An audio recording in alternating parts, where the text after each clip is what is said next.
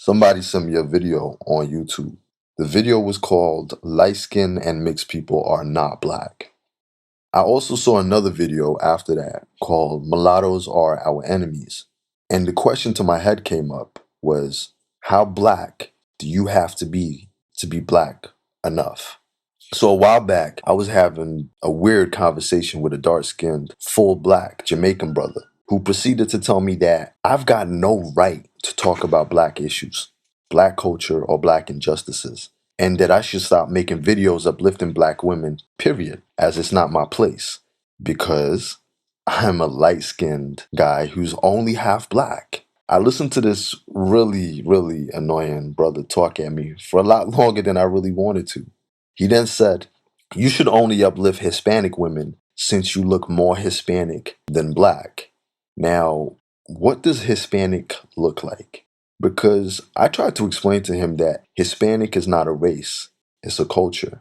So you can be black and be Hispanic. You could be triracial and be Hispanic.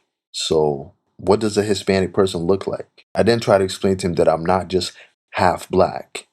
He then told me that I've got no right to the black culture, and being black is not something that you're even just born into, but something you have to experience on a daily basis. So, having said that, right, here's the thing. I am a son of a proud black Jamaican father and a strong mixed black and Taino Puerto Rican mother. Yes, I've got light skin. I was also raised in the projects of Marcy houses in Bed-Stuy, Brooklyn. So I now have to question, if being black is more than just skin tone, it's more than just a way of life, culture, heritage, blood, and experience, then how black do you have to be black enough? But how can you tell me that because I'm half Puerto Rican that I've got no right to embrace my Jamaican side? Whenever I'm in the UK, they automatically assume that I've got one black parent and one white parent, simply because Puerto Ricans, Dominicans don't really live out there. They don't really have Hispanics, so they don't see that kind of Hispanic look, which in essence, a so-called Hispanic or a Puerto Rican or a Dominican essentially looks like somebody who's biracial. To me, looking mixed means you're black. When I'm in New York, they automatically assume that I'm either Puerto Rican or Dominican. And I always found that funny when people try to define my race by using a nationality to classify me. But what does a Puerto Rican look like? It's a nationality, it's not a race. Whenever a black woman is on TV or in a magazine, it seems like it's absolutely fine for her to be light skinned or mixed. Black men don't ever seem to question that. They don't ever seem to bat an eyelid at that. They're not there saying, hold on, but this sister's light skinned. She's not black. Or this sister's mixed. She can't be on the front cover of this magazine. But the very moment a light skinned mixed black guy like myself speaks out about injustices within our community, I'm automatically attacked and told, but you're not black. You have a Spanish last name. You're light skinned. You look Puerto Rican. So let's totally ignore the fact that my last name is Ramirez-Jordan. Ramirez is my mother's last name. Jordan is my father's last name. And let's simply focus on the Ramirez part. Right. Okay. Right. This man told me that having a Spanish last name takes away my blackness. Bearing in mind, this man had an English last name. The hypocrisy. So, considering the majority of African Americans have English last names, the majority of people in the Caribbean who are black have either French last names, English last names, or Spanish last names, right? So, if we're using language to define blackness, then shouldn't all black people have last names like Olufemi, Adeyemi, Ogundari, Asante, Yakenge? I really think that he missed the history lesson on colonialism. Speaking French or having a French last name doesn't automatically make you white or French. But the statement that I'm not black enough to understand what it's like to be black, that really struck a nerve with me. So, if I'm not black enough to understand what it's like, considering my father's black and my mother's mixed with black, with African blood, Taino blood, and yeah, white blood.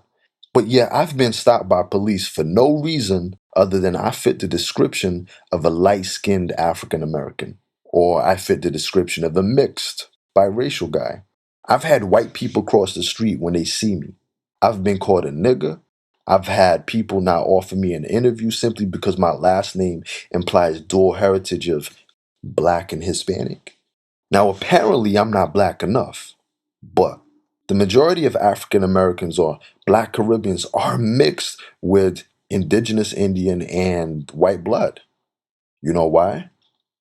It's a little thing called slavery. And I've got no problems with biracial people wanting to identify as both. You have a black parent, a white parent, that's down to you. But me personally, I look at mixed people and see a black person. You're mixed, but you're black. You might not like it and you might think that it's unfair, but even though you're mixed, society sees a black person and you will be judged as a black person before you're judged as anything else. And I feel that these purists, let's call them purists, who themselves probably are not even genetically 100% indigenous African, are trying to wedge a divide between mixed, light-skinned black people and full black people. Malcolm X was black, but his mother was half white. So I guess he has no entitlement in the black struggle, right? Hmm. Barack Obama will forever be known as a black president, even though his mother was white. My big sister, she has always been identified by other people in society as black before being identified as mixed. And we both share the exact same parents. People would assume that she's full black or that she's black, and she tells them, oh, yeah, I'm Puerto Rican and Jamaican. They're like, oh, you don't look like you got Puerto Rican in you. It's like, what? What does that look like?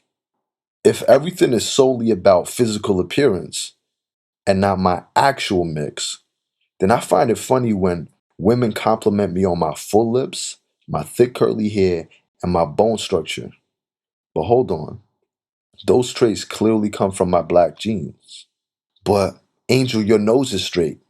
Yes, it is. And so's my father's nose, and he's full black. Next. Angel, you've got light skin. Yes. There are many people in Africa that are light skinned. Go see the Khoisan. They look like Chinese people with afros. Look at East Africa. They've got very straight noses and they're light. Eritrea, for example. See, I knew an Eritrean woman who got refused a part in a movie because they said she wasn't black enough. But hold on. Both her parents are black. Both her parents came straight out of Africa, straight out of the motherland. And they've got no white blood in them at all. None of their family or their ancestors have ever mixed with any white people. So how is she not black enough for this role? She is the epitome of Africa. She is the epitome of black. But because she's light skinned? Because she's got loose curly hair? I think people need to recognize that being black or being indigenous to Africa doesn't mean that we look one particular way. There's many different shades and variations and mixes. Just because some of us aren't as dark as Lupita or have a looser curl pattern and not the kinkiest hair textures does not make us any less black. We're all people with melanin and African ancestry. No one's got the right to dictate who is black enough based on the shade of their tone or their complexion. We're not freaking Rachel Dolezal wannabes who woke up one day and decided to pick a race. We were born into this. Being born with lighter skin and looser curl pattern than a 4C, that wasn't something that I chose. Team light skin and team dark skin is bullshit. And you know what's even more bullshit?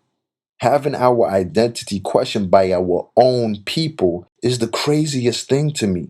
Whether we're full black, mixed, or Puerto Rican, Dominican, triracial, we're all impacted by the effects of racism and still judged as being black before anything else. Yeah, our experiences as black people might differ slightly due to our skin tone, but in reality, we all share the same struggle. This division amongst black people makes us less effective in even trying to eradicate racism. I said it before, you can't destroy colorism by creating your own colorism. It doesn't work that way. Angel. Peace, love, and coconut oil. Hey man, that's racist. Please remember that from now on, brand new never before seen videos, as well as live streams, will only be available on my website, ikyg.com, via a Patreon subscription. IKYG.com is a Black-owned, Black-ran platform, 100% free from censorship. It's the only place where we don't have to worry about what we say and expressing ourselves. Make sure you check out the description and the comment section for important links, as well as information in video form that shows you what benefits you get when you support the site and join my Patreon. If you enjoyed this video and want to see more, then don't forget to subscribe and be notified every time I upload a video.